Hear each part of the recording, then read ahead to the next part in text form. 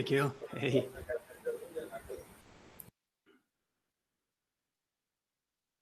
And then, Annie, remind me, do you go by Annie as well? Yeah, like that works too. Okay, all right. And that takes the pressure off, I tell you.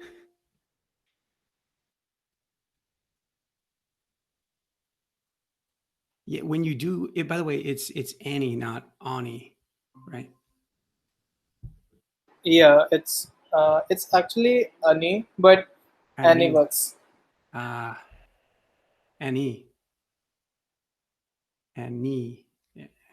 Okay, all right. I'll keep saying it. Really? It's basically the difference between pronunciation of A.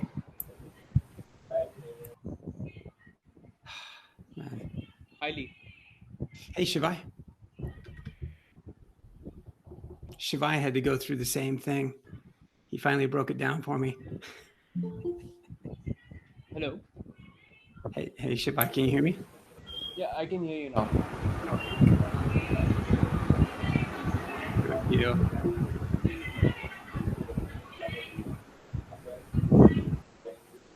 I guess now people should start sharing their pronunciation when they join the Slack channel, so that you get familiated a bit with the names. Boy, this last week I Googled for how to pronounce a couple of names just to make sure. And it turns out I was practicing for like a day based on the enunciation that I was hearing online. Turns out that was not the correct enunciation. So.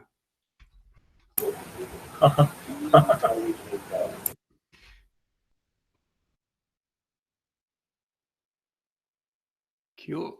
All right. Some housekeeping as people come in. Meeting minutes are in the chat. Meeting minutes are a collaborative effort. So take notes as we go. Slap your name into the meeting minutes. We record our calls, all of our community calls. And so you will be YouTube famous before the end of the day.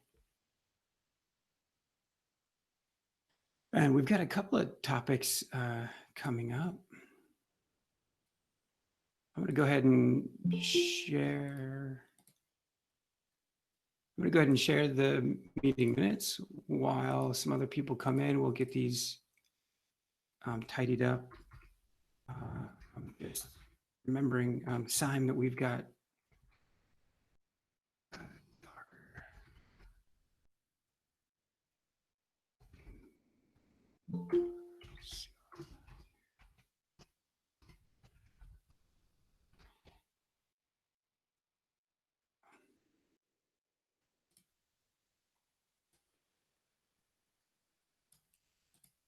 and then Simon, any news from Nuna?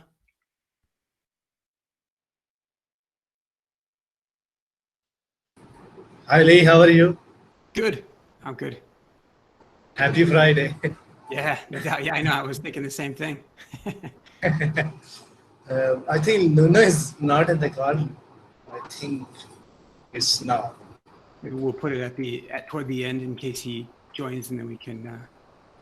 Yes. I think if we join, we have extra energy, and we showed some excited news there. Cool. Good. I just remembered a small topic. There's actually a couple of topics.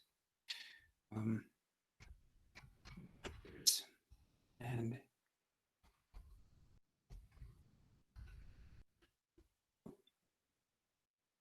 okay, we are 5 after. We've got a collection of us. If your name isn't in the meeting minutes, take a moment to slap your name in.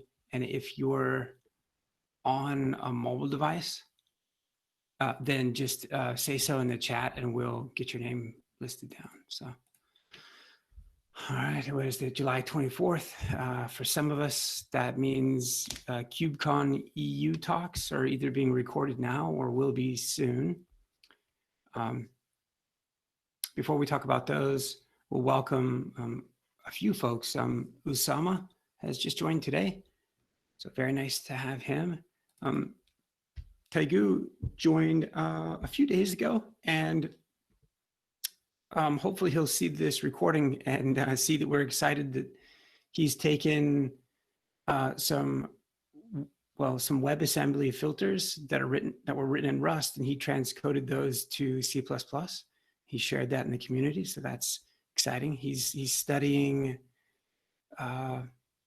He's doing his graduate work in New York, and so I'm hoping that we can engage with him because he's been all too shy thus far.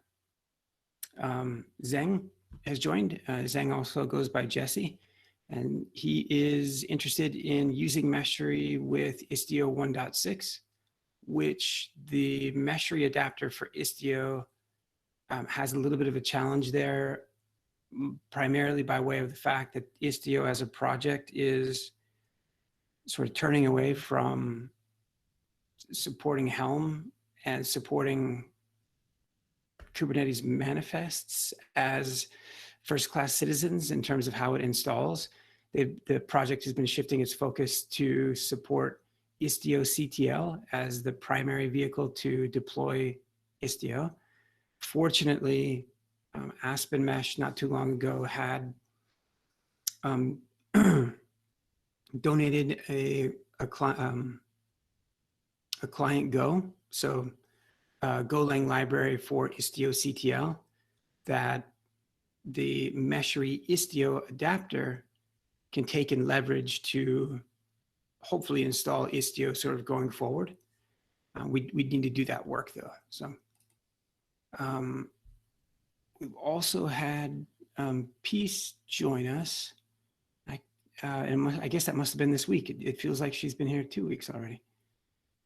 Ronald has also joined a couple of other, both of them have joined other calls, and they've had a chance to introduce. Tim has recently joined. Nitish had invited him into the community, and so I think Tim has just taken on a brand new role. So I think he'll show his pretty face soon as he stops drinking from the fire hose. I don't know that Nitish is on. That's okay. When he does, he was on a podcast talking about, service meshes, Istio. I think he probably talked about Layer5, maybe Meshery a little bit. And that podcast was a virtual podcast, so it was recorded and posted, the video posted. So I'm hoping he'll share it because he and another community member, Matt Turner, I'm not sure if you guys have, how many of you have met Matt? Quite a bright individual, also in the community. He was also on the podcast. So just quick announcements, and we're going to get into some demos and things. The other announcements are that Nitish, the same Nitish, is giving a talk on Istio at KubeCon EU. And then Pratik Sahu, who's a graduate student at the University of Austin, Texas, here in town, in where I am, and I will give a talk on examining the overhead of individual network functions that a service mesh offers and the overhead of one of those functions, so that as people are designing their applications, they can understand in a very discrete fashion how much it costs, like what the implication is for doing a retry or using a network function from a service mesh. So that's what that talk will be. We just started doing our research yesterday, and so the talk needs to be recorded very shortly. So I say that in a bad way. We both have procrastinated. The last talk here is an update that I'll give on the CNCF SIG network and the work that's been going on there. In that talk, I will go ahead and announce SMPS. We'll go ahead and show people the SMPS site as well.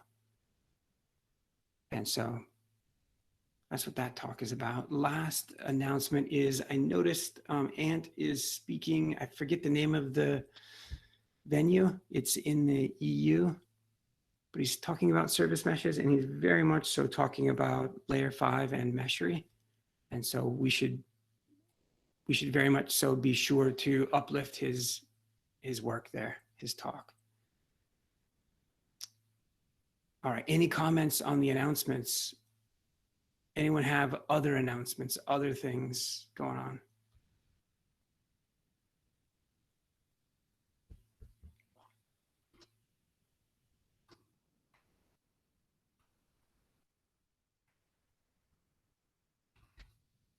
Last time we met, we talked about some contributor blog posts that have been written, and I think most of them are up.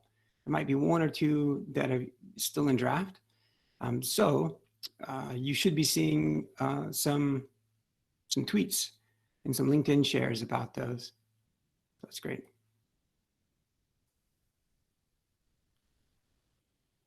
For my part, I can't think, there's really only other one announcement, and maybe it's more, I don't know, we talked about it in this call before, but some of you know Nick Jackson, who works at HashiCorp. HashiCorp is a partner of Layer5. HashiCorp is the maker of Consul, one of the more popular service meshes. I've asked Nick to come on as a co-author to one of the 2 books that I'm writing right now. And he's as enthusiastic about taking it on as I am, which is fantastic. It's going to be a great book. And that one is called Service Mesh Patterns. So we're just at the beginning of it. So anyway, I figured I'd say that to the extent that you guys see Nick, you can congratulate him. Congratulate him on signing away part of his life for the next 6 months. Okay. Anybody have any other announcements?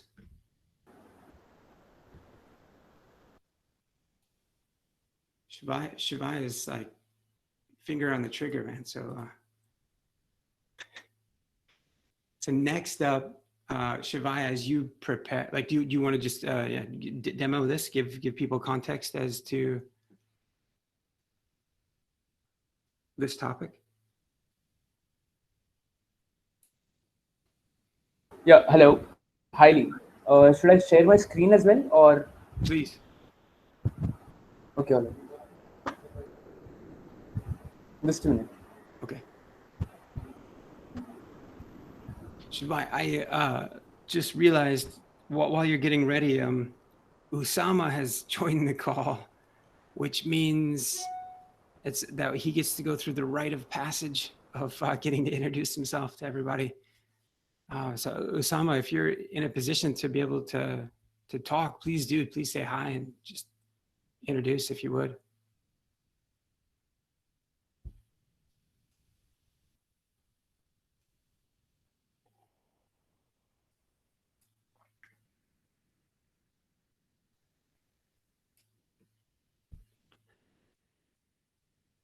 And Usama, you might not be in a place where you can use your audio. If you are, say hi. If you aren't, if you get a moment, say hi in the chat. And either way, it's nice to have you.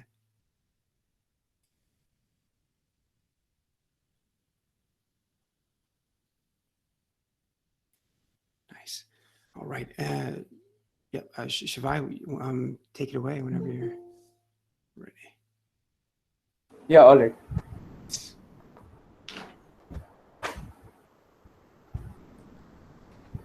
Just let me know if my screen is visible. There it is.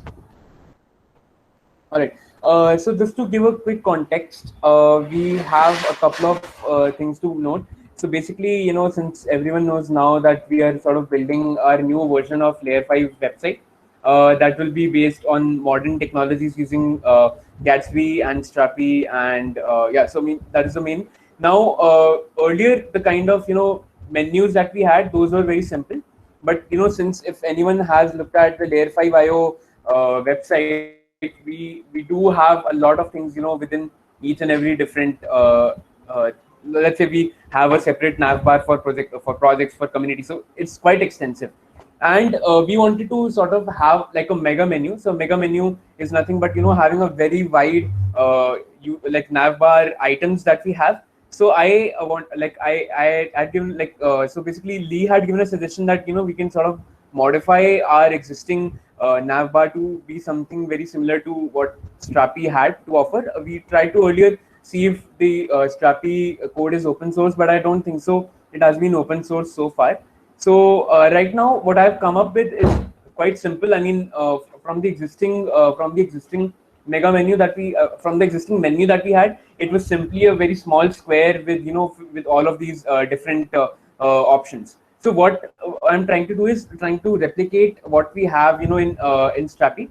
So for now, you will see that it's pretty much blank. But how this actually works is that basically we have a data.json that, you know, has the menu items listed one by one, and then, you know, we have like sub items listed after each for each every different item. So something like, you know, a sub like a menu item would be the home, projects, features, and like the sub items are the home default. So all of these different links that you see within a particular home item. So similarly, now let's take an example of blogs. So we could have, you know, like layer 5 blogs, we could have mesh tree blogs, we could have like GSOC blogs, and we could have some of the featured blogs, you know, as part of like we could show some featured blogs as, let's say, a video 1 and video 2. I mean, that is there still there for like as a placeholder, but this would be replaced with, you know, the sub items that we include in the data.json once we finalize, you know, what the data items should be for. So I mean, if let's say we are trying to copy it over from the existing layer 5 IO website, so let's say we'll be having resources, community, social, projects, company, within you know, all of these navbars, these just need to be now changed on the basis of the requirements that we have for each and every different nav item. Yeah, so I mean, I guess this was only the thing that I had to demo.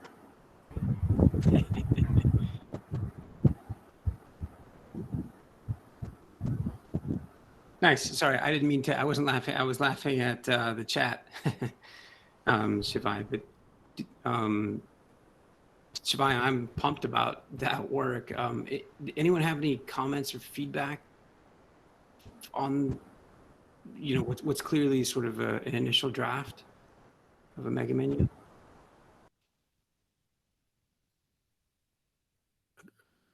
Yeah. In general, I think two comments. One, you know, Shivai, back off the coffee, and then two is you might have spoken to it, but those two, the video 1 and the video 2, those are placeholders for what can either be images.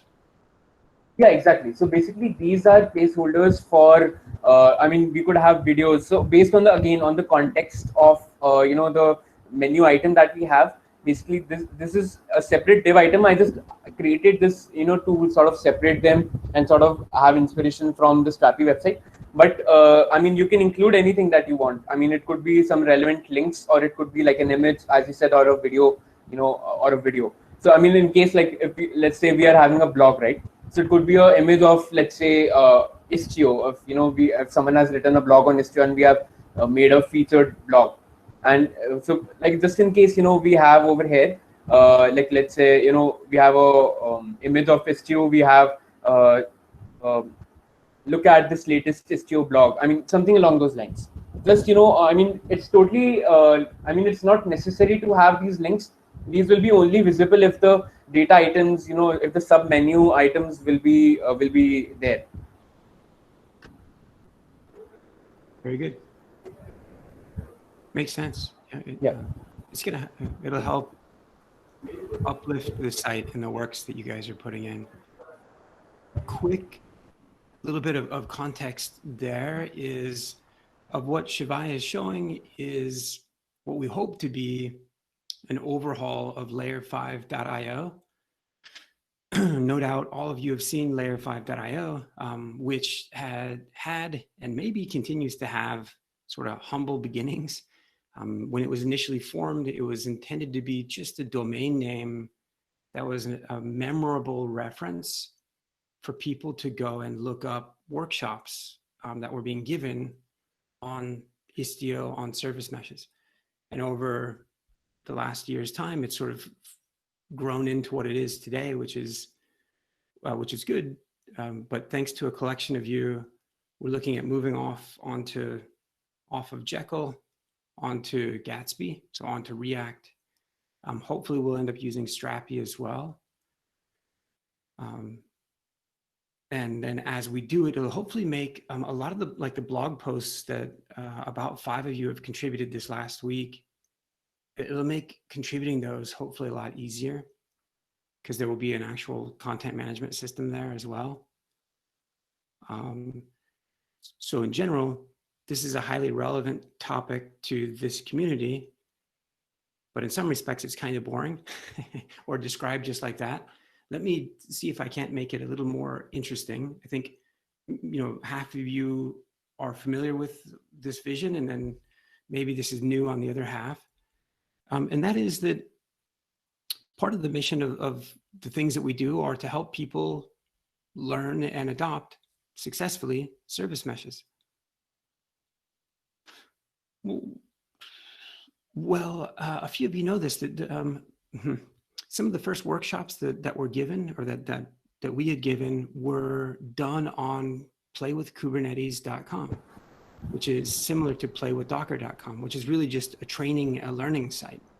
They let you run a few containers for a couple of hours. It's a sandbox. You can go try things out. You learn Docker, you learn Kubernetes. Well, with the next version of Layer 5, go ahead. With the next version of Layer 5, not only hopefully will it look a lot more attractive and provide people with a bunch of information, but we're hopeful for it to be a live sandbox, an example system that's running on a mesh, and that any visitor that goes to the site will be empowered to manipulate not all, but part of the configuration of the service mesh that is running the site. They would be empowered to manipulate their experience, not anyone else's, but theirs, to the extent that they get assigned a unique token when they visit the site.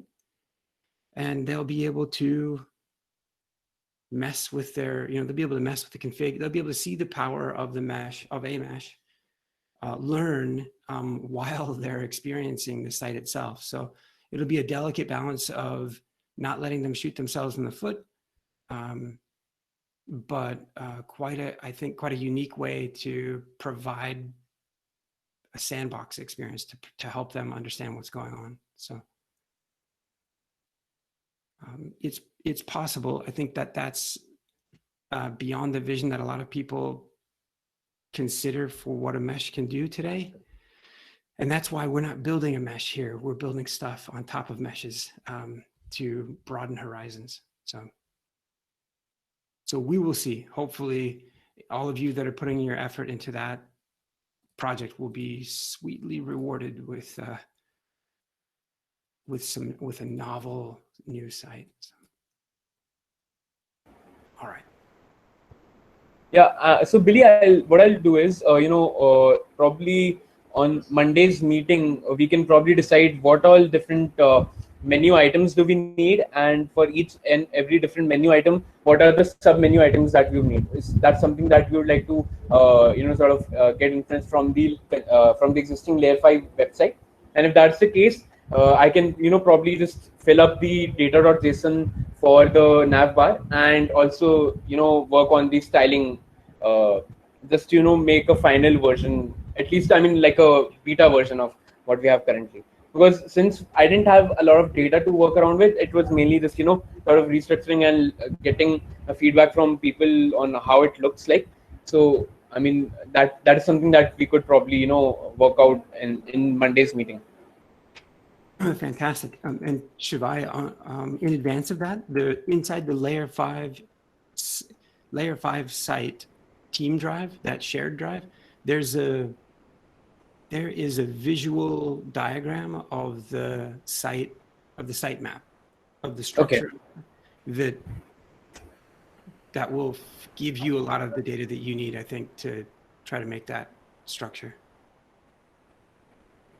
I'll try to link to it here in a moment. Sure. Okay.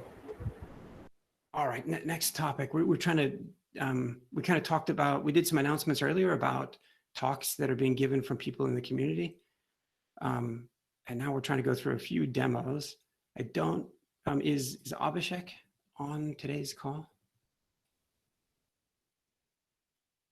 I was putting him on the spot earlier, so I don't know that. Nope. Okay. He's actually demoed this in the past, but it continues to plague us. And so he was gonna, all right, so next topic. Speaking of putting people on the spot, Shriti and Muskin, you've been working on a very intentionally very simple site for the service mesh performance specification. We're going to demo that. We're going to talk about that in this talk, which gets recorded in a few days. And so do you guys want to give an early preview as to what you're trying to pull together? We're not really ready for a preview. If that's okay, I could share the site layout doc instead. No, go ahead. If you've got it, like, just what you shared with me last night is fine. There's others on the call that are asking for some for the preview. I'm actually having a little bit of an issue with my laptop. I'm not very sure it'll be possible at the moment. Okay. Muskin, do you happen to have it available? Actually, I was working on the contact section, and I am done with that section. I'm done with that portion, so I'm doing different pictures right now, and we'll complete it by tomorrow. Makes sense. Sounds good. And Shriti, you haven't checked in that code then? I'm sorry? Have you pushed the new site updates just yet? That is what I'm having a bit of an issue with, which is why I can't present right now. Oh, okay. Does it build locally for you or no? It does not. I'm having a bit of a merge conflict with the original repo. It's a bit of a mess at the moment. Gotcha. We'll get it sorted out by tomorrow. Cool. Okay. Gotcha. So while folks won't see a preview, this is the current bit of information about a new standard that we're putting forth. And it's, well, like any specification, I guess it has an annoying acronym, SMPS, Service Mesh Performance Specification. The nitty-gritty details can be seen in really what are basically the protobuf files here. The essence of the specification, though, and part of the value that it will provide, oh no, is in the broken link that's right here.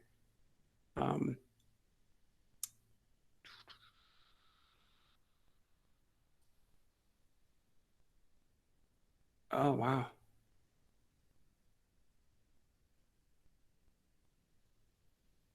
Yeah. Looks like we lost we'll have to go back in history and pull back the example file here. Anyway, there'll be a new standard by the way in which you measure the performance of a service mesh.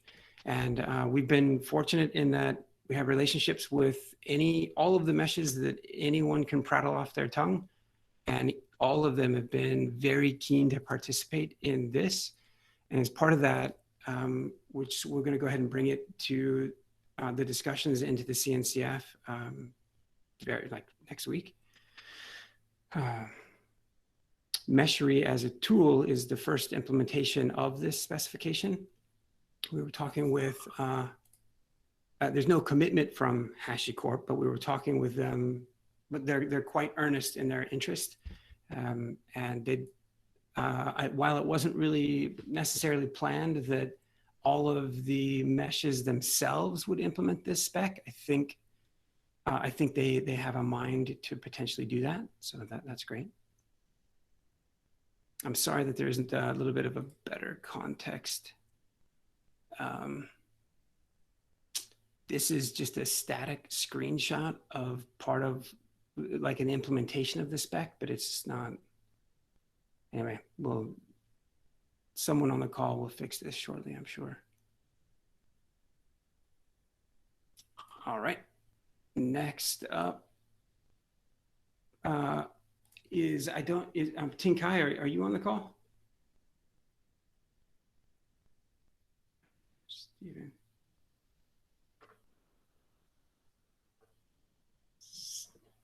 Steven.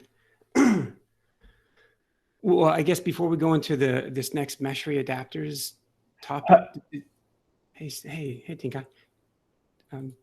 Actually, sorry just to interrupt. Does anyone have any comments or questions on the purpose of SMPS or what we're trying to accomplish there?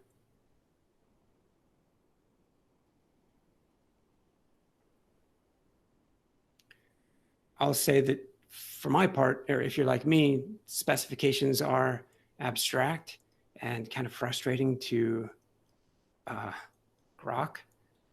I'll note that there's a related initiative to developing this specification. And that's, we just, Kush on the call was just writing a post about some related work with the Envoy team and their load generator, Nighthawk, and building in support for distributed load generation, which means running multiple instances of a load generator from various places, having those generate a bunch of load against your mesh, against your workloads, retrieving those results, doing statistical analysis on those results, coalescing the results, and then providing it a presentation of that. That, when done, it will be done using the service mesh performance specifications. So there's more work coming. Anyway, hopefully that helps explain that project some. So this next topic, Tinkai, we were talking here not too long ago about the fact that there are 6 service mesh adapters for Istio, but I'm sorry, for Meshery, but we've got like 4 left that we'd like to do. And I was indicating to a few of you, good, yeah, I was indicating to a few of you that before the year's out, there will be at least one more, dare I say, very prominent service mesh product announcement, which means that we will have 5 adapters. We will have 6 down and 5 left. And so Stephen on the call has been looking into sort of the next one on the plate, and that's for Kuma. We had just admitted Kuma into the CNCF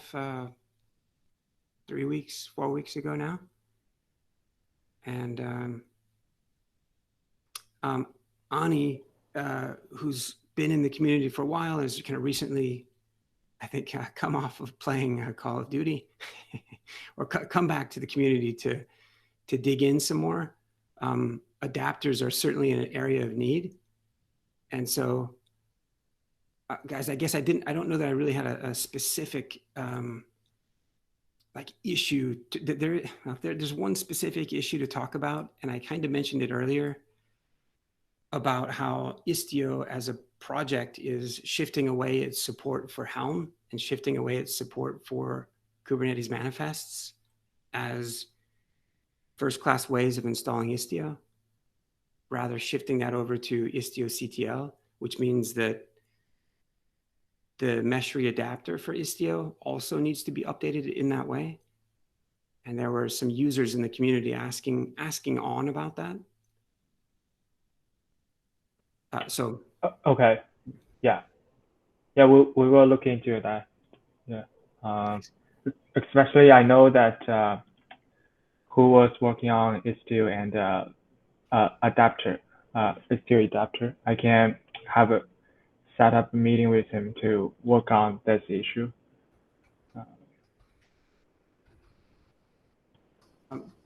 Bush, do you want, actually, so Harsh was, this is actually probably, considering that Nuno isn't here and Abhishek isn't here, maybe spending some time on this topic is probably worthwhile.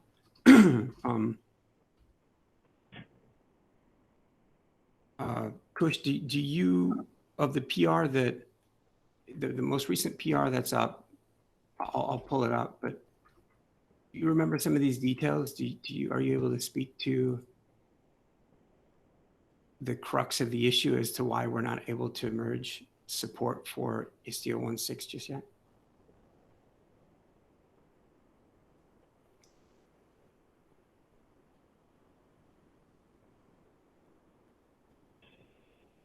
And if you don't, I think I do, which is really just to say that as we were going, so if we take kind of a look behind the scenes and look at some of the code as to how it is that Meshery is managing the life cycle of Istio. Well, currently it's doing that by grabbing the Istio package, like the release package. Inside that package, there have been Helm files, and we've been using those files. Meshery has been using those files directly to interface with Kube API and tell Kubernetes to run this system. And I guess I'll say it for the third time that like Istio is shifting its support and focus over to Istio CTL. That's actually, now that I think of it, is part of a group that I had helped form in the Istio community called the User Experience Working Group, because Istio's had such a crappy user experience for a long time. Tinkai, the part of the saving grace here is that there's another initiative, another project that we have going on in the community that I don't think we've spoken about a lot on this particular call, but it's very important to Meshery itself, and it's the creation of an operator. Inside of this operator, it's a young, the project is just getting underway, but inside of it, it will use the Istio client Go, or the Go client for Istio. And so this code here is pulling in this package and beginning to use this client to interface, understand how many Istio control planes are deployed, what CRDs are there, basically analyze your Istio environment and pull back that information so that Meshery can help people manage Istio. And so Stephen, I'll put this link in. This is highly relevant to like enhancing the Meshery Istio adapter. Okay, got it.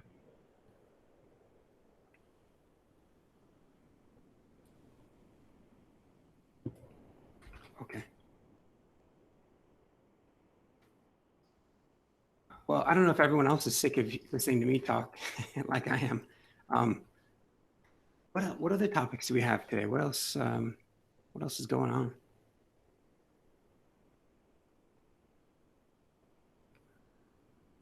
We talked about the open usage commons that the Istio trademarks were donated to recently. We kind of already talked about that.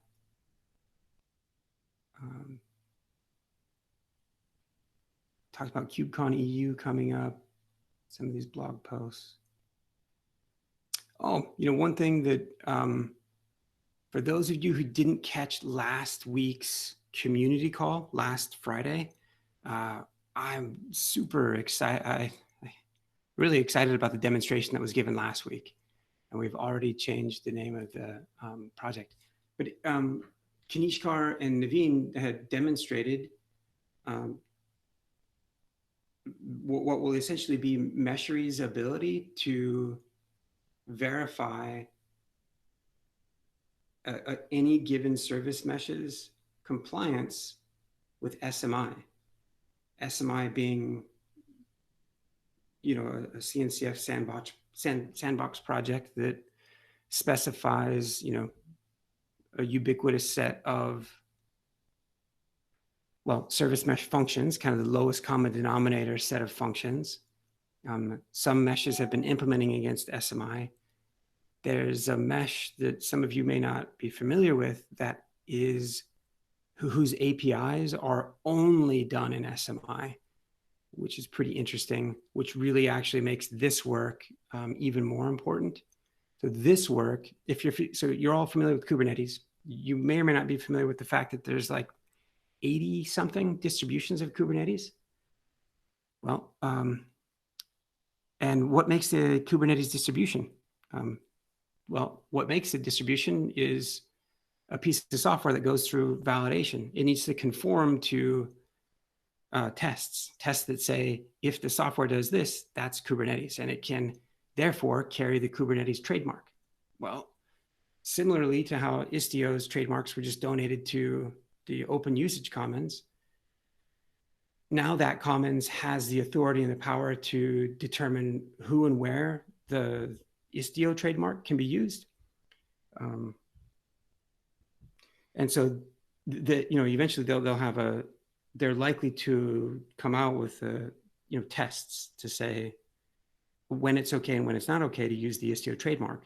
If they follow suit with what Kubernetes has done, which, by the way, that project team has more or less followed many of Kubernetes' decisions other than to go to the CNCF.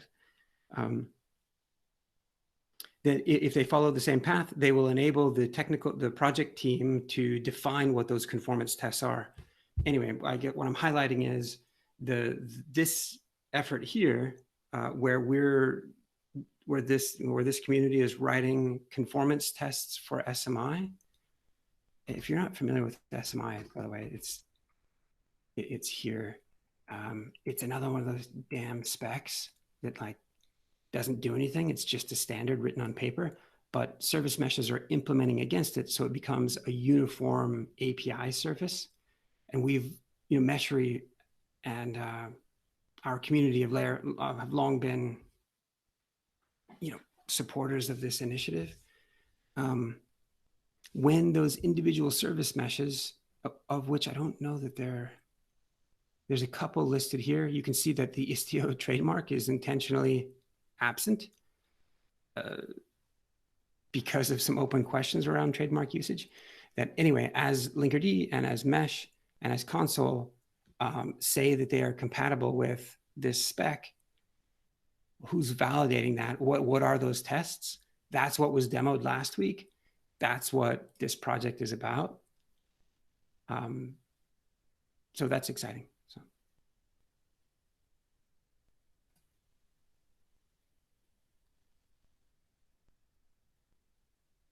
Other topics.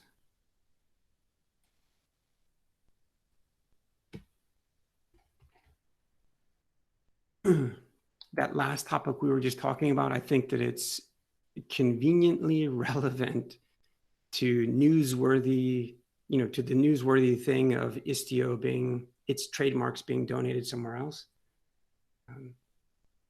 So we'll have to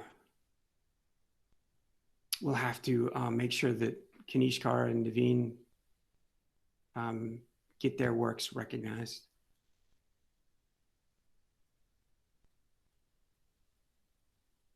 Okay.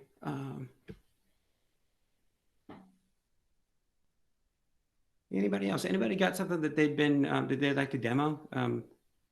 Nikhil, you were soliciting feedback on a new feature set, a new feature area in Meshery. Yeah. I guess we and Kush need to talk on that. for the performance test profiles section. So I had one feedback on that, on what Kush suggested, that you mentioned too in the comment, that moving the test profile section in the user preference won't be a good choice in my opinion. Means it will be a bit hidden out, won't be quite visible to the user considering if it's under the user preference. Means if we have a profile submenu in the nav, then it's quite visible and it will be means visible for the user to go and create profiles. But under the user preference, which is a submenu in the avatar section of the layer 5 of Mesh3, sorry, which is a bit hidden. So that's what I think. Yep. And yes, converting the list system to a grid will be a better option, considering the cards would be a bit more smaller, and we can incorporate two of them in the same row. As we don't have much to display in the card itself, it's the inner part which will get run. So yeah, we can do it. Okay. Well, let me give some, I guess, let me give some quick context for the discussion here. And that is that Nikhil and a couple of others are working on bringing forth, a new capability within Mesh3. Today, Mesh3 has the ability to let someone in an ad hoc fashion define a performance test and get relatively specific on what that performance test should do, how long it should run, what it should send, the type of traffic, what load generator it should use. There's more options forthcoming because those are just necessary for the type of test that people want to run.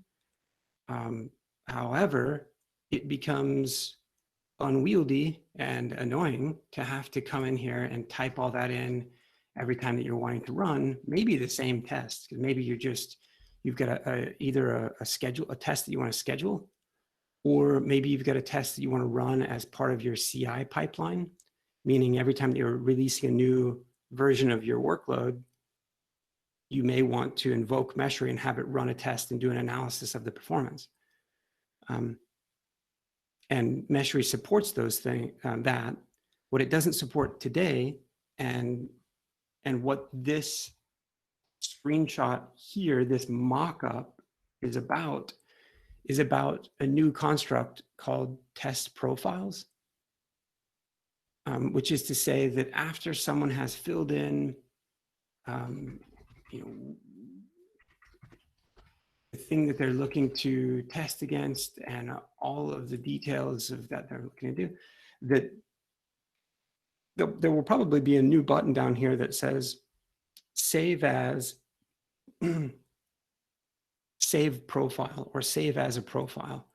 That way, if you've given it the name that this is your weekly SOAP test, whatever that is, that you could then go over, and you can see in this mock-up, there's a new tab here called profiles, that the user would be able to go over to the profile. They'd see that they've got their weekly SOAP test, and they can just click to run it or click to schedule it without having to go in and type all that stuff in again. So the discussion is around user experience a little bit and kind of where to expose some of these new options. Hopefully this mock-up is somewhat self-explanatory. There's another area, a related concept in Mesh3, kind of a related area to this. Well, there's actually two. And so one of those, if a user has the ability to save their performance test profile, great. They can recall it and click to run it. A related area right now is that there's a settings area for, well, some of these settings are global. For this deployment of Mesh3 that I'm running, for any user that signs into this instance of Mesh3, because it's a multi-user thing, multiple people can sign If I'm signed in as Lee, and if I remove the adapter for Linkerd, well, that will affect, Sarah or John or whoever else signs in. That's a global setting. And so are the metrics that we're collecting from Prometheus and Grafana. So is the cluster or set of clusters that we're connected to. Those are global things. So if the other users sign in and they change these, it will affect my experience as well. Where we've begun to conflate two separate ideas is this fourth tab called performance. This is, and we need to correct this, but this is actually an individual user preference. So like as a user, if I know that I generally want to run 5 threads, 5 concurrent load generating threads at maybe, 200 queries a second, generally I want to run my test for 45 minutes. I pretty much always want to use this load generator. That when I submit these preferences, as a user, when I go back to performance, my defaults will now be my user preferences. Now, this doesn't affect the other users that sign in because they have their own preferences. And so, we need to, there's a couple of things, like we need to work on distinguishing between global settings and user preferences. So one of them are like settings. We can use a different noun for that, settings versus preferences. And where we've kind of got ourselves a little bit out of whack is that if you click on your user avatar, you can go to preferences. Today, it's very limited. It's just about whether or not you want to help the community by sending back anonymous, some of the results that you run, if you want to send those back anonymously, which, some of you know this and some of you don't, is like when you go to meshry.io and you see that there have been this many tests run, well, that's of the tests that someone was sending back the anonymous results for. At some point with the universities that we're engaged with, we'll do some statistical analysis, we'll do some research and try to tell people, well, hopefully answer a bunch of things. There's some hypotheses that we want to prove and disprove. So in context of bringing forth this new test profiles capability,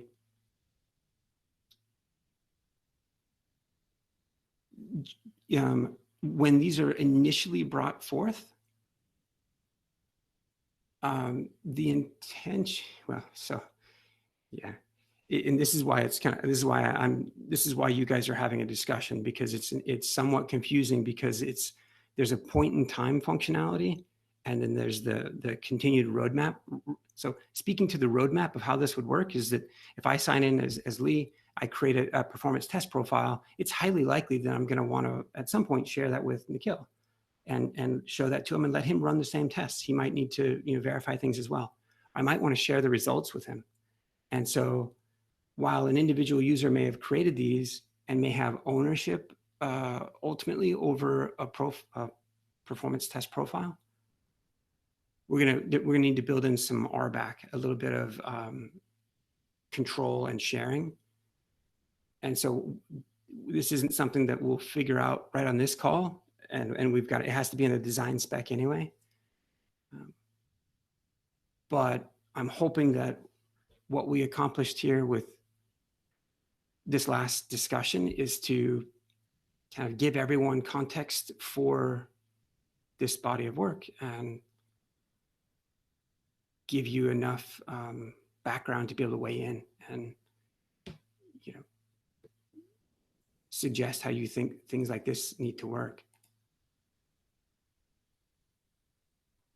This is, I'll say that, like, what we were talking about, like one thing that bugs me is, and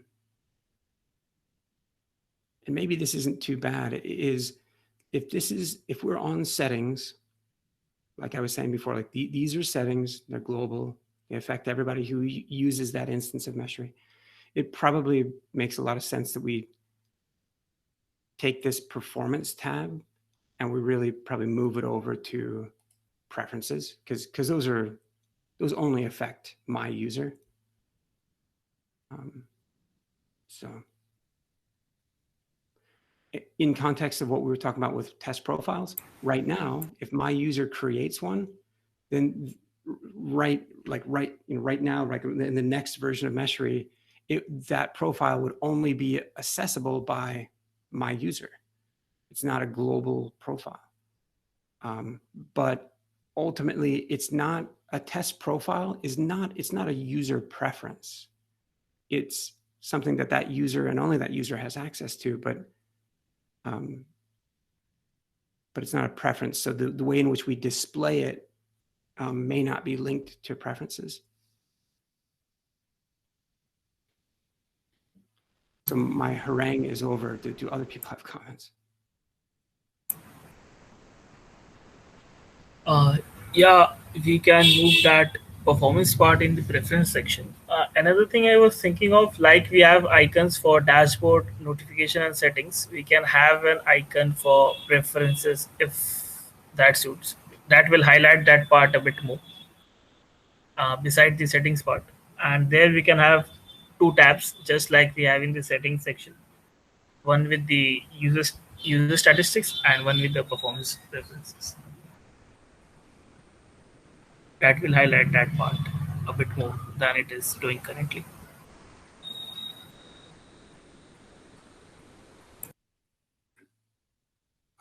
Other perspectives from others? Other people have?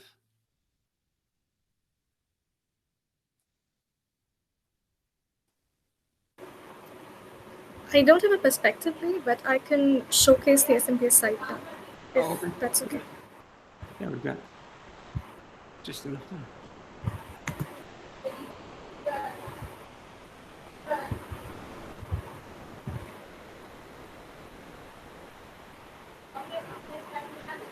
And so in some respects, what Shriti is about to show is a little bit of a sneak peek at the KubeCon EU talk.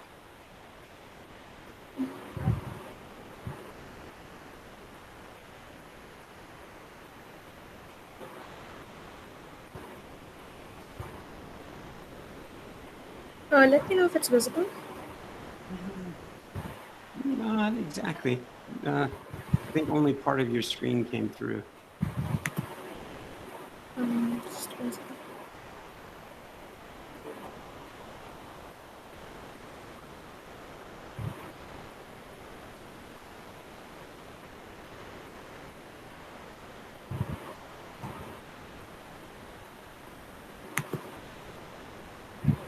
Is it visible now? It is. Great. So this is the site. We'll currently be adding a description and an explanation on how to run SMPS, similar to what is available on the Meshery site. We also have separate sections for explaining what SMPS is individually. Possible history of it, which we are currently working through. We have some resources to showcase. It's still very much of a first draft. We have some new blog posts coming up, which will be showcased here, and a general contact section.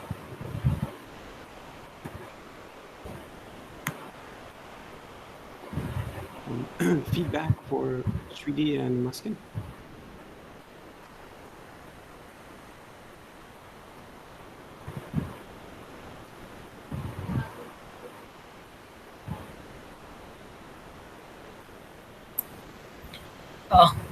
Looks great. I guess it will be pretty early to comment something, but still, the website looks, the theme suits well. Yeah.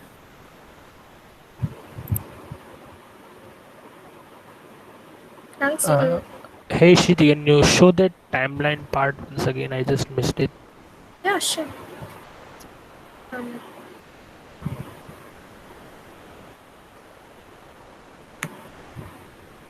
This is just a working idea. we're probably not going to go with the history.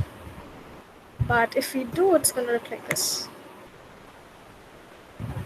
So in case of a like if we see it on a mobile view, is it going to be on the single side and right? It's going to be a single slide up. Okay.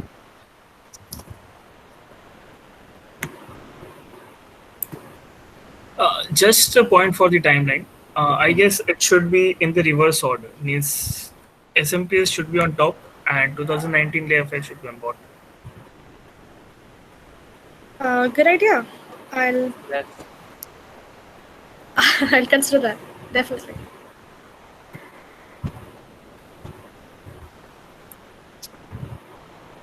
Very good. We're just about a minute over. Anything that anyone needed to bring up before we conclude for today?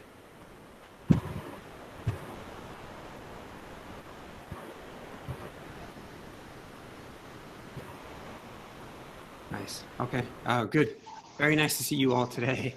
Same time next week. See you guys soon. Okay, see you. Hey, Sus, yeah, go ahead. Oh, okay, see you. Oh, it's okay for me. Oh, okay. All right. Very good. Very good. You all soon. Bye.